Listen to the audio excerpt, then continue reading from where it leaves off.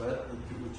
Assalomu alaykum, hurmatli fuqarolar va tadbirkorlar. Bugungi ishlar asosida o'tkazayotgan uchrashuvimizda asosiy yig'ilishimizda asosiy maqsad tadbirkorlar va fuqarolar murojaatlarini o'rganib, ularda muammolarni shu joyimizda hal qilib qo'shimcha ish o'rni yaratish asosiy maqsad.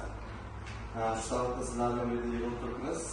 Kimda qanday savol bo'lsa, kredit, boshqa muammolar bo'ladigan bo'lsa, bemalol aytsalar, shu yerda yechimini o'ylab topishga, izlashga harakat qilamiz.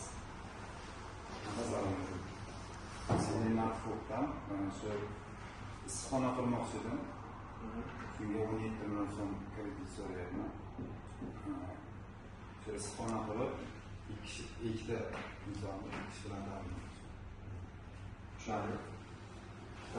Sizga hozirgi kunda biz tomonidan ajratilgan kredit to'g'risida batafsil ma'lumot berib o'tamiz. 17 million so'mlik kreditimiz bor. Biznesga birinchi qadam, ya'ni hozir biznes maqsadim o'zgartirilgan. 25%dan 3 muddatga ajratyapmiz. Sizga kredit ajratib, muammongizni hal qilishga harakat qilamiz. Yana kimda qanday masala